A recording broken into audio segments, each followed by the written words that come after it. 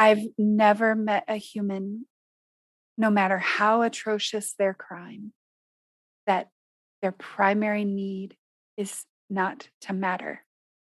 Every single human ever is their primary need is to matter. This is a podcast called Walk, Talk, Listen.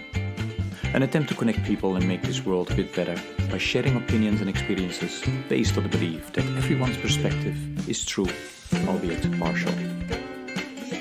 My name is Maurice Blom, and I would like to welcome you to yet another episode of Walk, Talk, Listen.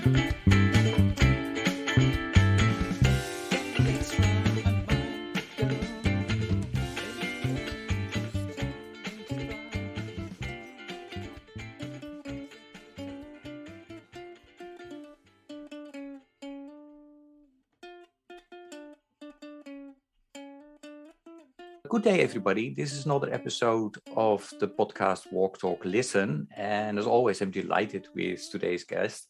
Well, introduce yourself. Lori, please go ahead.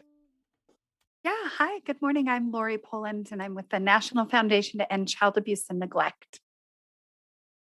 Great. And yeah, tell us a little bit about your organization, how it started, why. Because I think it's a very important topic that your organization is working on. But tell us a little bit about the history and what your organization is doing. Sure. So I'm going to start from really the way back in the beginning, because there's a why behind nearly all things that we do. And my why really has infused, my everyday wake up and how I live on a consistent basis. So for me, it started when I was a 3-year-old little girl. I was living in Denver, Colorado, and it was August 22nd, 1983, and it was my dad's birthday. And my dad had taken the day off of work to paint our house and just, enjoy his birthday.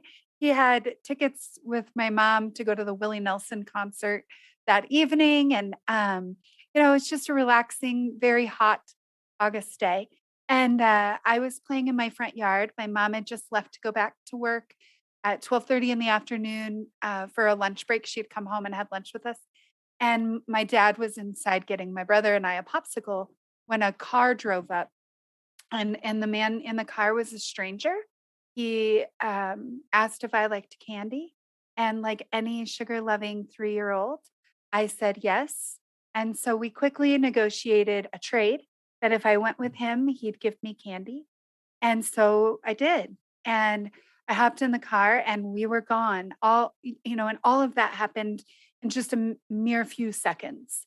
It was broad daylight. We lived on it was like a cul-de-sac. And so everybody on our street knew everybody on our street. My dad's work was directly across the street. There were people everywhere. And it just happened so quickly. So by the time moments later, when my dad came out, he got in the car and drove to the end of the street and didn't even know which way to go, straight, right, or left, and had to come home, make the call to my mom and to 911. And the search for me began. Um, um, my abductor took me up to the mountains, and about 20 miles west of Denver, he found an abandoned road. He found an also abandoned old outhouse where people use the restroom when hiking, and it was in the middle of the woods. And he proceeded to abuse me or do with me as he wanted. And when he was done, he dropped me 15 feet below ground in the bottom of one of the outhouse toilets, and he left. And so in Denver, within my community, everybody started looking for me. It was one of the first instances where the media was brought in to help. So it was kind of a SOS in our community. And so everybody was searching while I was alone and in, this primal age of 3 years old, when our children are supposed to be protected and cared for and attended to, and they learn safety and security. And 4 days later, bird watchers happened to be driving up past the outhouse that I was in. The wife had to use the restroom and they looked at where I was and said, no way, and kept driving. And about a mile down the road, they decided to turn around and they were using the facilities and they heard a cry and they looked around and eventually they looked down and they saw me and they said, "What are you doing here?" And I told them, "I live here."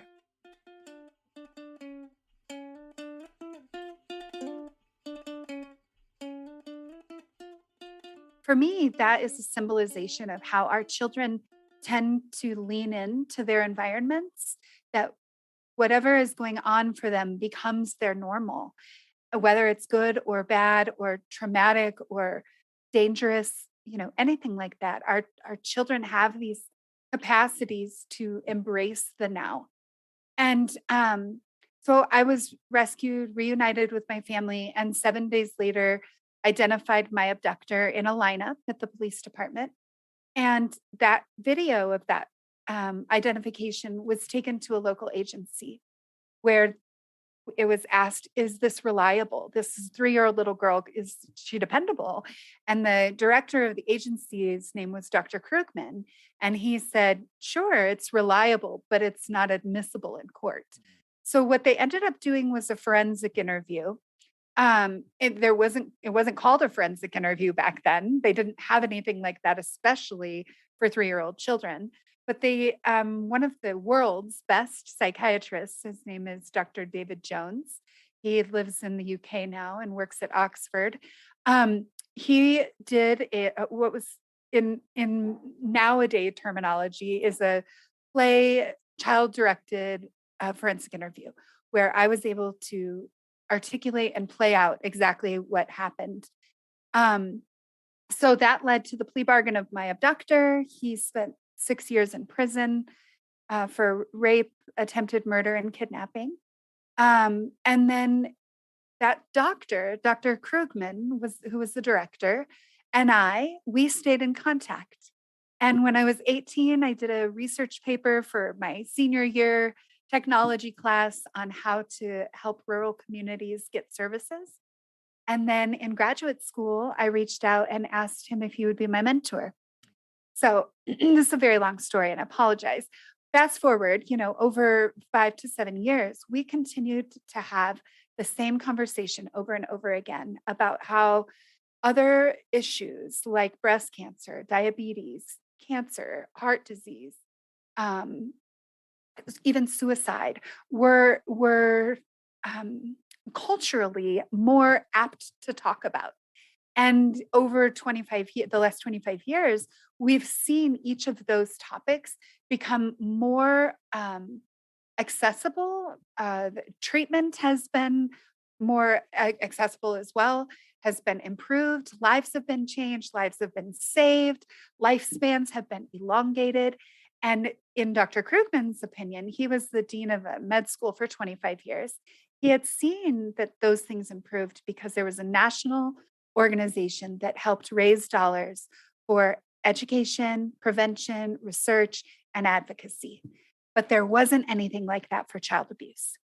So after 7 years of having the same conversation every 3 months, he said, "Would you be interested in helping me do a national organization and child abuse and neglect?" And I said, uh, "Sure." I'm a therapist and I was a therapist and I owned a wellness center. But I decided to help. And so 4 years later, here we are. We've grown just last year by 547%, and which is a major success because I've never opened a national organization before. And we're just trying to change the conversation and bring awareness to a really trying topic that triggers everyone. I've never met anybody that doesn't know somebody that has been impacted by child abuse. And there's so much hope and possibility for survivors. We need to spread that message and create more of a conversation and empathetic ear around such a hard, challenging issue so that we can ultimately bring it out of the shadows stop what perpetrators count on, which is silence, and end child abuse and neglect on on a cultural level. So that was a very long answer to your question, but that's my why.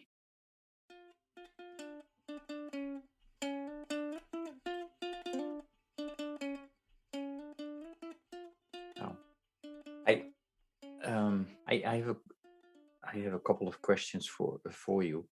Um, I was only thinking, for some people listening to today's podcast, Yeah. this will might trigger something for them because they've Yeah. experienced this. So, do you have any advice, or in terms of where they could, is there a number that they could call? Um, yeah. Yeah. So the hardest part about this topic Mhm. is that it is incredibly triggering. And there, in my opinion, um, and in all of my experience, there are so many more people who have this as part of their storyline than any of us really even know, than the numbers even indicate.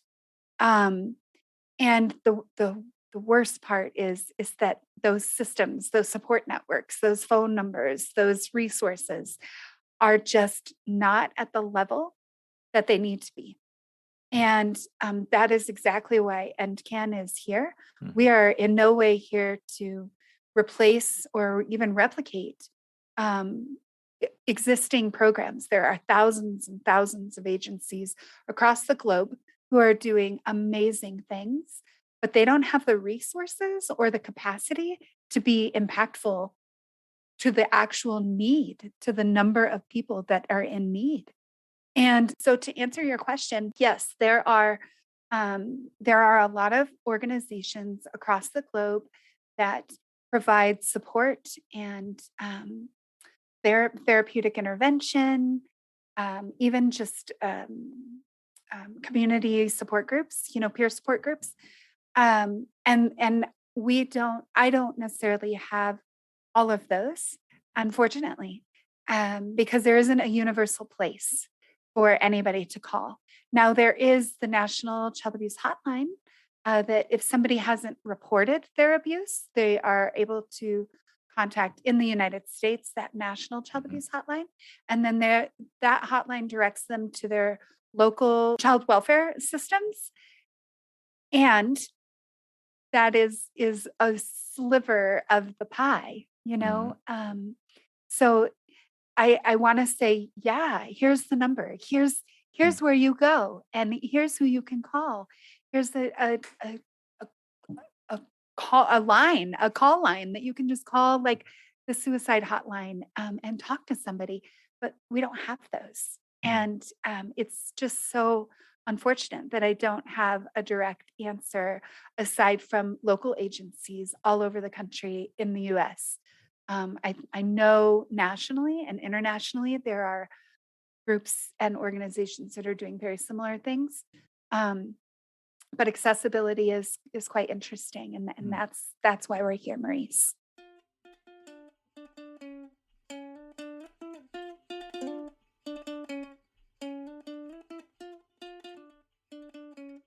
So thank you so much for sharing your story, Yeah. Lori. And I've heard you tell the story before through YouTube, and every time I listen to this, I've no words. It's what gives me hope and energy is to see you. I mean,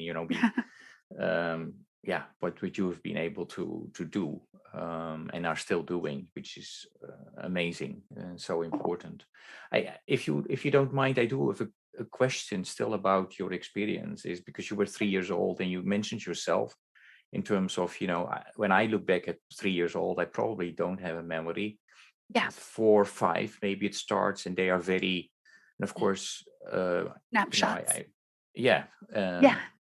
So that's kind of, so that's pretty amazing that your testimony was helpful then in Mm. finding the man and he getting a sentence. But how did you, yeah, how was your growing up? it must have been extremely difficult also for you, for Yeah. your parents. Can you tell a little bit about that? Um, Yeah, I'd be happy to. So my family, like so many families, mhm, who experience specifically extrafamilial abuse, but abuse in and of itself is poisonous, and it impacts. It's like one drop of poison ruins a whole barrel of water. And I've rarely seen an incident of child abuse, whether it's intrafamilial or extrafamilial, meaning inside of the family or outside, where it hasn't truly rippled into significant impact on everything and everyone in its path. And so for me, my story, I really want to emphasize, is one of tens of millions of people. I am in no way saying my story is worse, bigger, small, or better, or and I don't mean better, but just bigger, right, than anybody else's, because our bodies read trauma the same. For one person, the loss of an animal can be significantly traumatizing. For another person, the loss of community and safety and in the middle of a war, that can be significantly traumatizing. So it's all relative because the body reads trauma the same. Now, my family went through their own form of trauma. My brother was 18 months older than me. So he was a 5-year old, very shy, very timid little boy with these giant blue eyes who loved to play quietly and was very orderly in the way that he lived. And he was, I mean, just in watching video of him and seeing him back then, I just like want to hug him because he was just so pure, right? But my brother watched me get into the vehicle from the front porch. And it was in no way his responsibility as a 5-year old to stop it, to protect me, to, scream, to tell me not to. That was not his job. Supervising me and making sure I was safe was on the responsibility of my dad. Absolutely. Because that's parents' jobs, right? However, I say this in my book that's coming out shortly. Um, my abductor was a watcher. So he would watch and wait. And he would have looked for any single opportunity he could have, whether it was that day or the day after or the day after. All he needed was a 47-second window of opportunity, and he would have gotten what he wanted. Historically, that was his MO. That's what he had done to many other children. I was not the first one.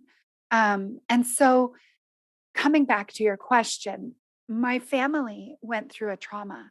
I couldn't imagine. You're a parent of three. I'm a parent of three.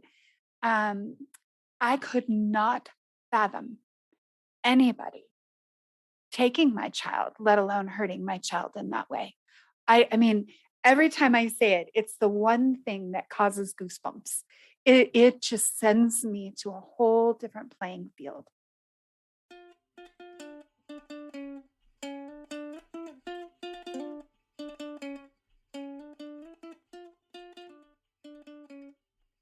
And in 1983, providing support for families and siblings wasn't, I mean, it just wasn't in our mindset. We didn't think like, oh, this would have also an impact on the other three people in this household.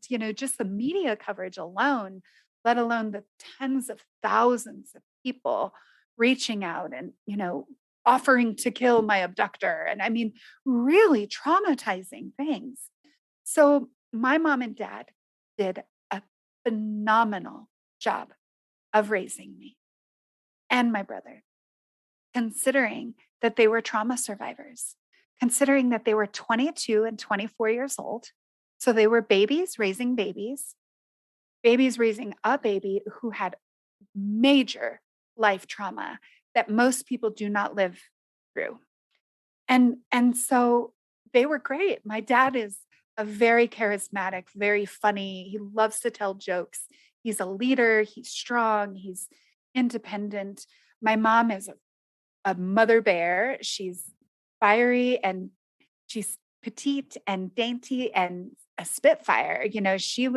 She's a defender. And the two of them were and still are so madly in love with each other. It's almost envious to everybody around them, right?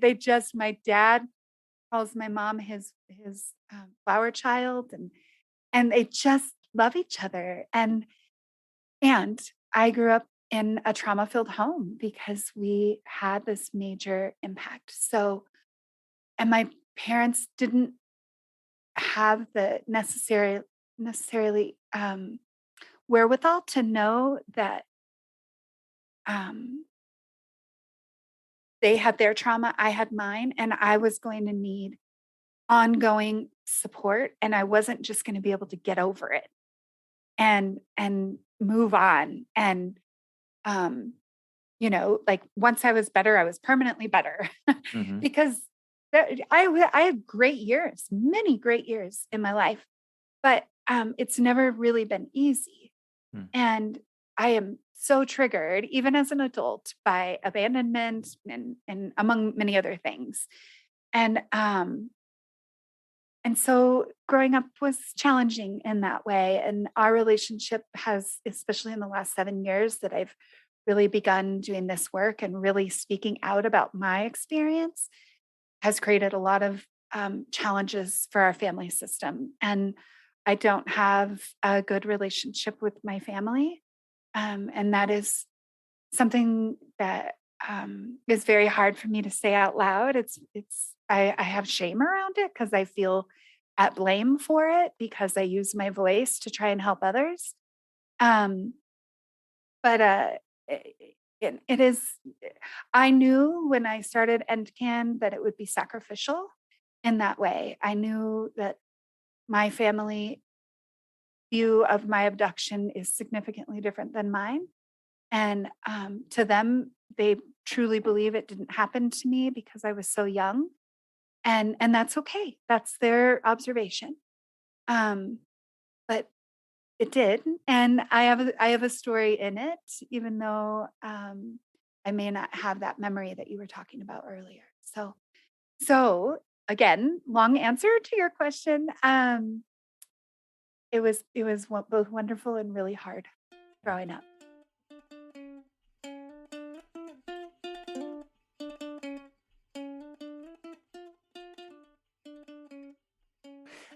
And just to so that I am sure when you're talking about my family, you're talking about your parents or the extended family. Just specifically my mom and my dad and my brother. Mhm. Okay, so you Yeah. since you started EndCAN, you kind of parted ways. Uh, Yeah. is that Uh, yeah? Is that what happened? yeah, I don't know that it was ever decided upon that we were gonna Mhm. part ways. There wasn't like a signed agreement and even like a big fight. It was attempt after attempt after attempt to feel heard and to not feel um in the rage. Um there's a lot of rage and that's very scary to be in. And then the story has changed. I mean, the story of my abduction itself has completely changed. And I giggle as I say that because it's mind blowing to me. Fortunately, I am one of very few child abuse survivors that have documentation of my abuse. And so I have hundreds of papers or pages, excuse me, of the court reports and the medical records, every nurse's note from the 7 days I was in the hospital. Every 20 minutes, the nurses came in, the social worker at the hospital, and the note that she made, and the initial doctor who was the ER doctor who evaluated me. And he had said I wasn't sexually abused. And all of the community was relieved by that. But then, fast forward to the bruising and all of the residual impacts and the lack of evaluation that he did not do, which he wouldn't know to do because unless you're trained in actually evaluating for child abuse specifically, you don't know to do that. So those are the things, fortunately, I've been able to validate my story, but so many survivors stories are silenced and minimized and questioned and butted up against because we do have a hard time remembering trauma. A lot of people do. And I think the other part is that no matter if it's trauma or not, all of our brains develop memory differently. So there might be a family vacation that you and your sons had in 1994, and looking back at that, and I don't know if your sons were born or alive back then. I would think they were based on your age that you told me. But anyhow, you're all on this vacation, right? And if you guys were sitting around the campfire at night talking about that vacation, one son might say, "Oh, yeah, do you remember the bear that came?" And then another son was like, "There wasn't a bear, it was a deer." And you're like, "There was no deer or bear," because we all just tend to respond and remember things differently. And our jobs aren't necessarily to say you're lying or that's not true or whatever, but instead to embrace that difference. The struggle with that is that culturally we really count on truth and fact, but even history has spoken to the differences of that. I would argue that there are so many history stories and even textbooks that describe various times and places in history significantly different than the other side, right? I mean, even Japan versus the US or Germany versus Poland, right? That text and that memory is going to be different only because we all see things from different perspectives. So I try and really help educate people into that mutual understanding. There's no need to be right. It's really just to be accepting of various voices and perceptions.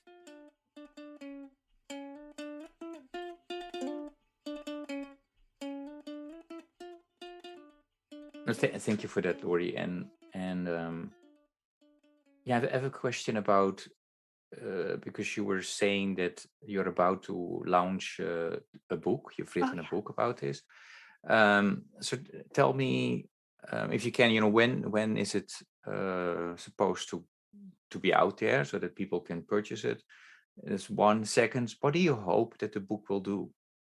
Yeah, both great questions. So the launch date is Hmm. 7/11/22, which there was not a planned date. It just happened to fall then.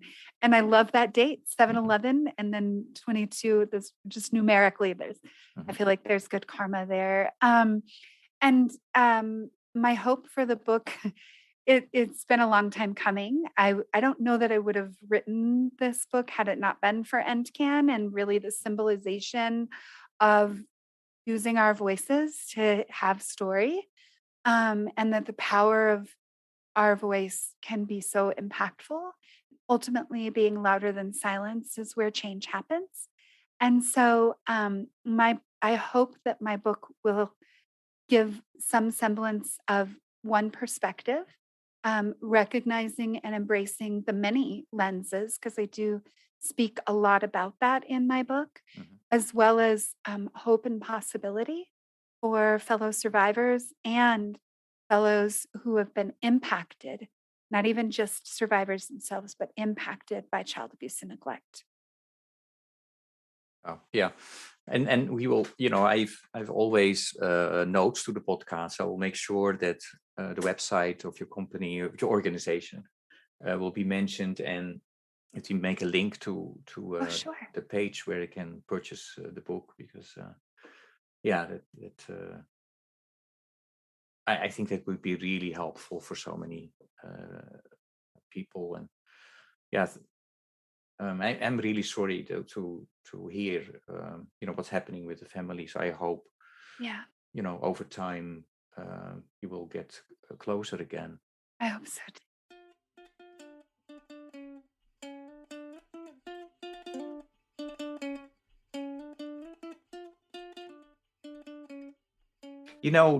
The name of the podcast is Walk, Talk, Listen, because it's a spin-off of a 100-mile walk that I've been doing for Yeah. the last 10 years. And um, yeah, I actually hope I don't have to walk anymore.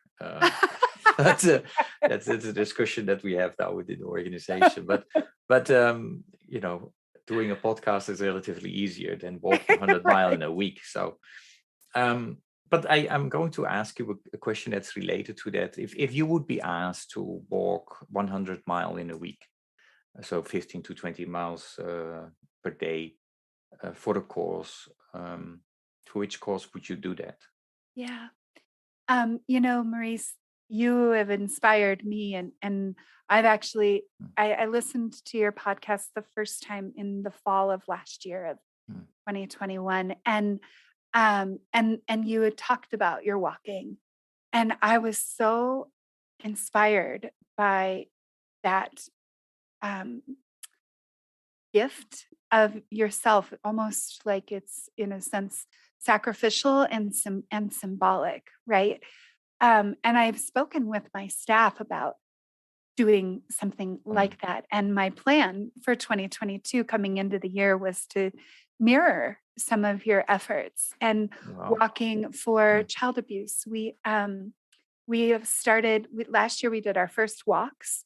They're called Walk Together, really emphasizing the value of we can't end child abuse and neglect or cancer or heart disease or diabetes or obesity or mental illness or suicide unless we do it together because every one of those things I just mentioned is has a direct correlation to child abuse and early childhood trauma.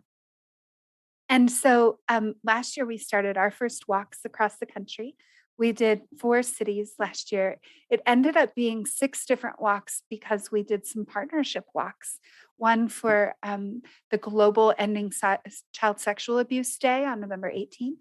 And then another was for a partnership walk with people who work in the child abuse field. And that was on December 12th, I believe, last year over the Brooklyn Bridge.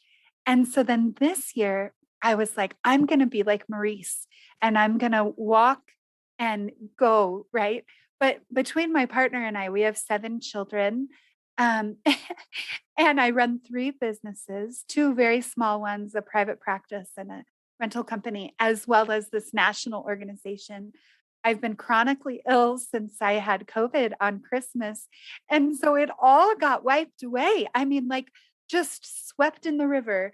I mean, I was in on what felt like my deathbed on January 1, mm. which was going to be my first day to walk 15 miles. And I thought, okay, well, God might have a different plan for me. So honestly, to hear you Uh-huh. even ask that question and then start it with, I hope I don't have to walk again. I'm like, okay, well, maybe there's some bigger message there too. Because if I was to walk, which was my full blown Mhm. intention, it Yeah. would be for the children of our Mm. world Yeah. in Yeah. general, Mm. because every one of us was once one, Mhm. right? And Yeah. we so easily forget Mhm. our own experience. We try so hard to get over our childhood that we forget that our children are in it. Mhm. Mhm. They're going to have to get over that too, whether it was good or bad or indifferent or whatever. We, you know, so that's again another long answer to your great No, this question. is well, this is great to hear so many levels. I mean, I've been trying to hand over the baton to somebody else or to Yeah. people, other people in the organization, or so. Yeah, those type of discussions are going on Yeah. because I have to it is 10 years ago that I started. I'm getting Yeah. older, so um yeah, so and I like walking, so that's not it, but 50 to 20 miles per day It's a lot. is tough. Yeah. um so that's one, and second, it's great to hear from you that I told you that it's always nice to hear when that people are listening to the podcast, Yeah. outside of my own family. So You have many listeners. no, I don't know that. So it's definitely growing, but this is great. So I hope you will continue doing that, and maybe we can walk together. I would love. One of these days. I also walked last year in Brooklyn, actually. I walked with the CEO and founder of Empowered, which is a solar light company, Sunga Jong, and there's also an episode with her Yeah. about this, also very inspiring. And I really like the fact that you mentioned children, because they are also important to the work of my organization. Yeah. The first 1,000 days of a child is crucial, that the child gets the right food, because otherwise, it starts with being behind. It will never make up for it. Ensuring that the child is protected is against all kinds of things, including violence, is extremely important, of course. So no, thank you for sharing that.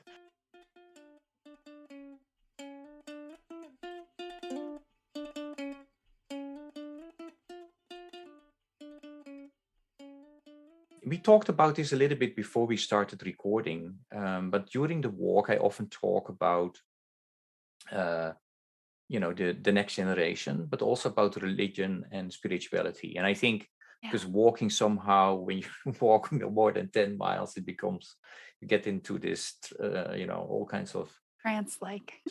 trance-like, yes. So so then the discussions that we often have are, hey, what do you see happening with the younger generation? Are they still religious? Are they spiritual? Yes, it's different than our generation. What do you see Mhm. among your own community with the younger generation, and how is that in comparison with your, Yeah. when you were younger and grew up? When I was 18, I went to Haiti and I came home and changed or added a minor to for anthropology.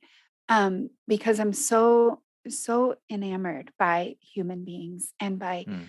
our systems, our familial systems.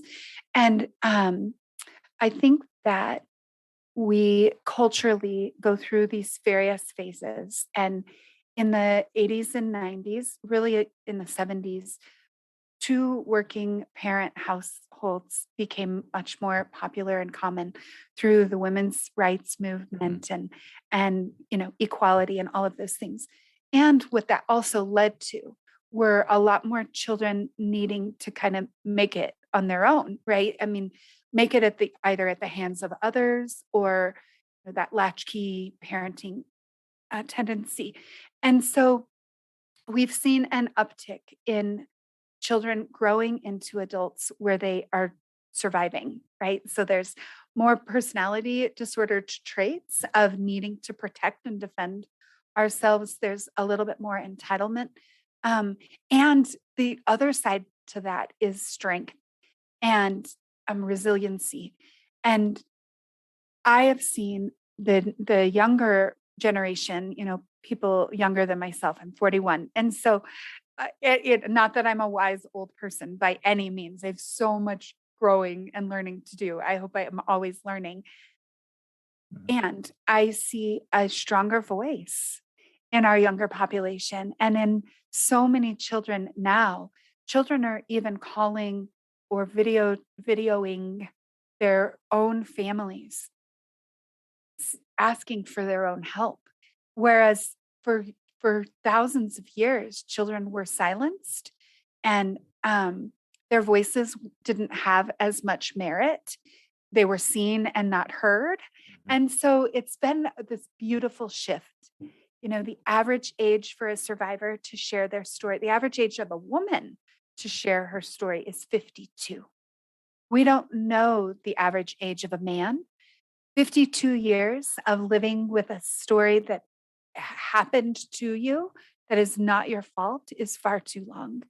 And so, my hope and my observation for children now is that they have, whether it's that spiritual strength or a faith based connection or even communal support, is that them having their own voice and saying, no, and you can't treat me this way, or that's not acceptable, is stronger. So there isn't this authoritative hierarchy that oftentimes perpetuates abuse. That isn't always the Mhm. case by any means, but certainly many offenders count on that authoritative position in order to cause harm. So, my hope and my observation is that more and more children are feeling empowered to speak up, stand together, say no, and fight for their own rights. Mm. And until we give our kids that same equality of voice, it's going to be hard to ensure that they have that opportunity. Mm. And then I say that's up to us as adults to recognize that they all have a voice as just as we did when we were young, and we deserve to be heard.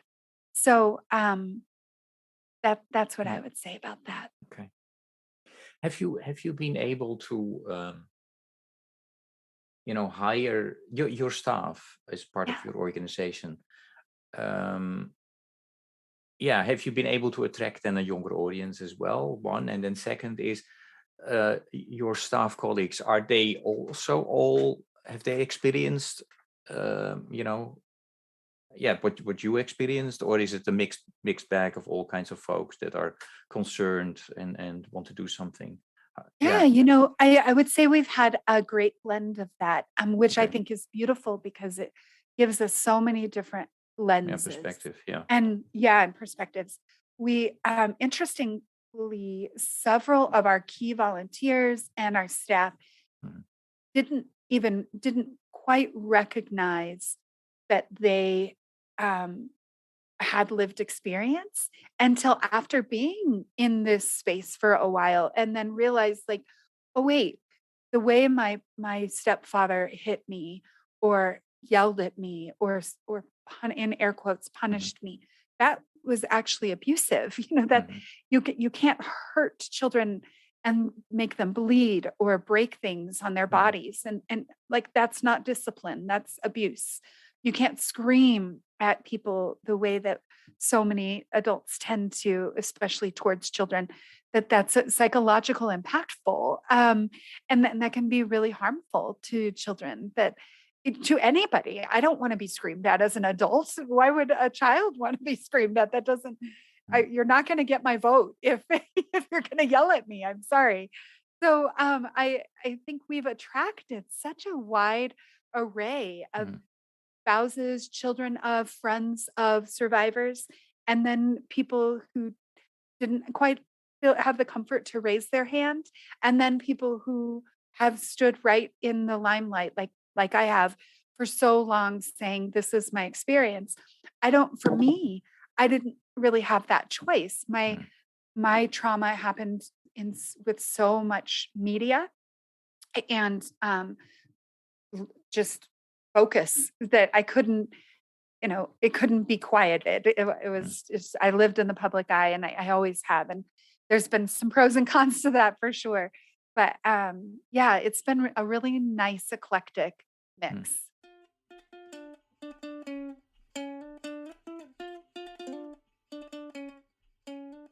Great, great. Um, well, you listen to some of my previous episode of the podcast, and Yeah. so I like music. So I also have a music-related question as well. So if I ask you to come up with a piece of music or a song that best embodies, who you are, yeah, what piece of music or song would that be, and why? Yeah. Um, I'm so bad with titles. The Moana song, How Far I'll Go, Hmm. is one my kids and I blare out on a regular basis and it simply talks about how we don't, Moana speaks about not belonging. Hmm. She lived in this space of knowing that she was part of this, she was a leader of her community, and there was an expectation for her to be there. And yet there was this calling and this pull for her to be more and to do Hmm. more and to go farther. And her family were so against that, not because of not believing in her, but because they were scared. And when I saw Moana for the first time, and Hmm. granted, it's a Disney movie, and so, here I am Hmm. outing myself that I love Disney movies, and I have a lot of children, so we watch those things. But Yeah. I sobbed and I cried when I heard those words because I related so much to that fight and just wanting so badly for my own family to just love me anyways for who I am, not for who they wanted me to be, which was, in their framework. And I understand that. And it's not their fault that they don't or can't. It's and it's not mine either, Mhm. Mhm. and that's the pull. And I really, really love that song Mm. too. There's Great, so great. many. Yeah.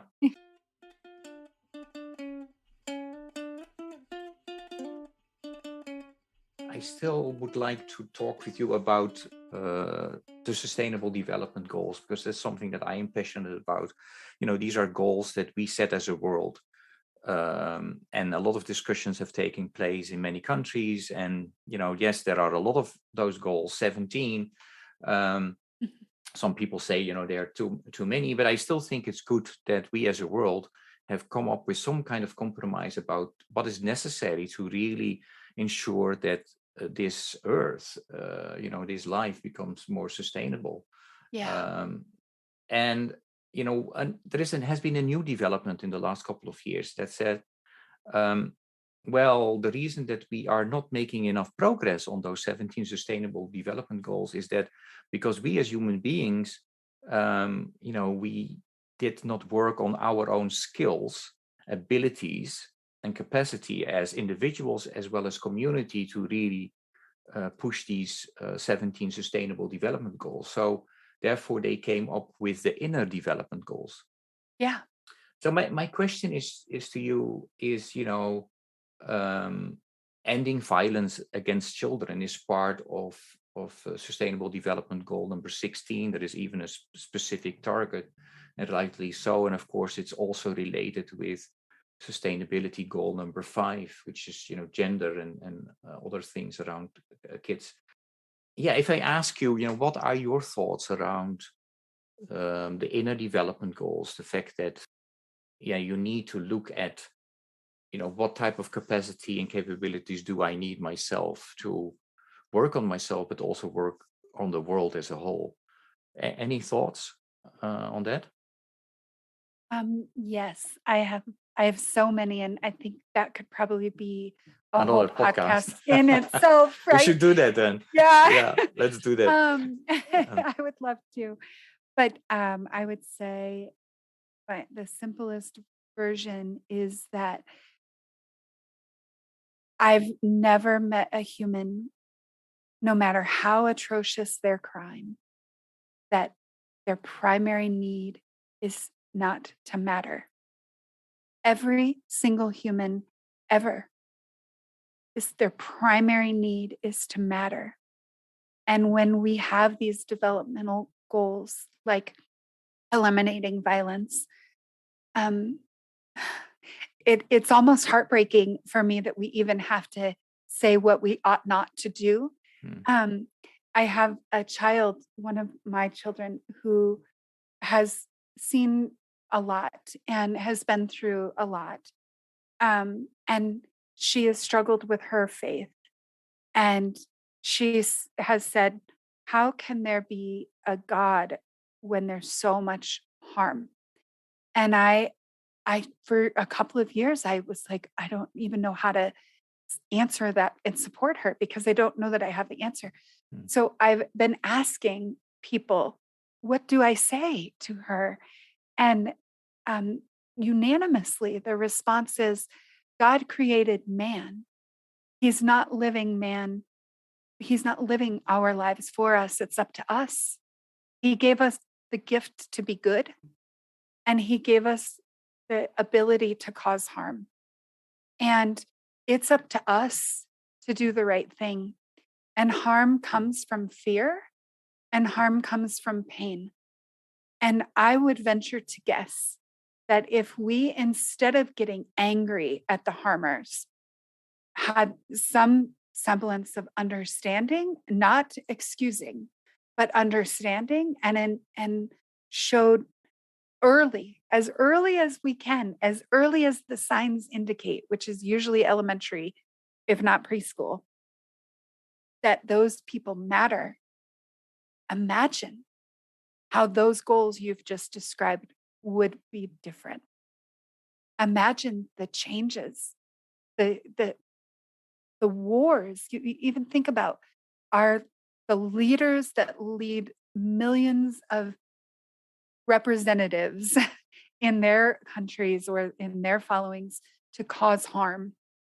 Those Each of those leaders is comes from a significantly traumatic upbringing, and power and um, harm is the go-to.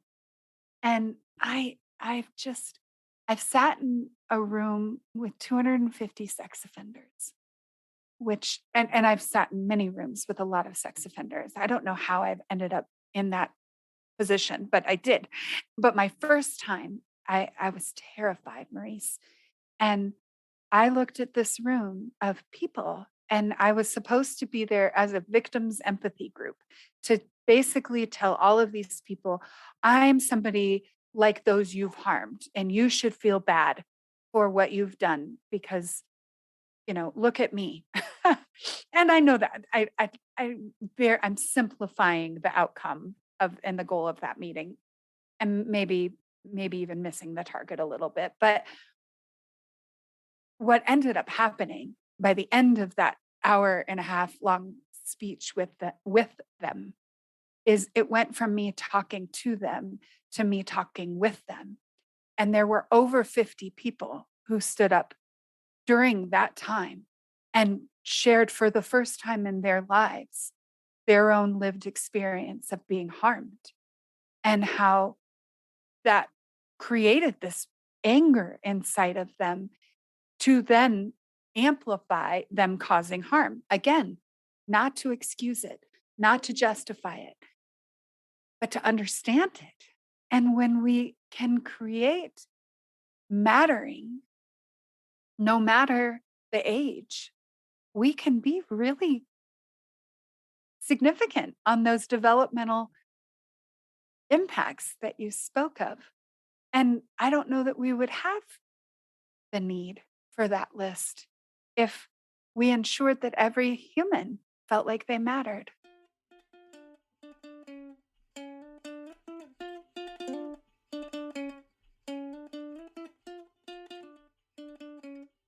So that was a 30,000-foot view take on a very large global concept of human nature, but I stand by it.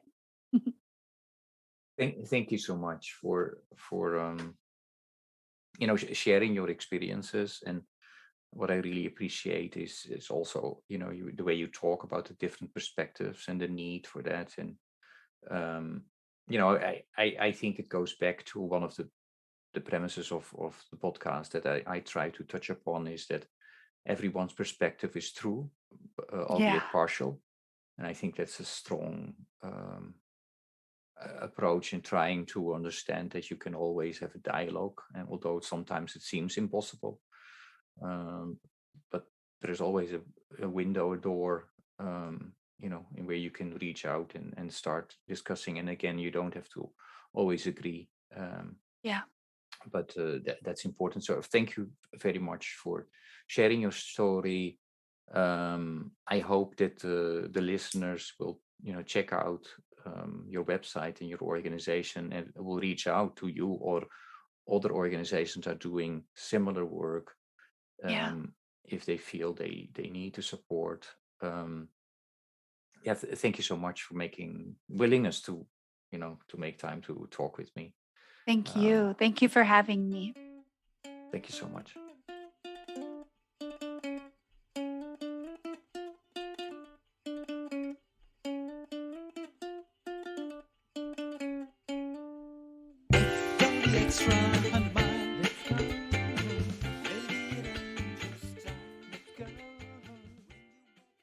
Thank you for listening to Walk, Talk, Listen.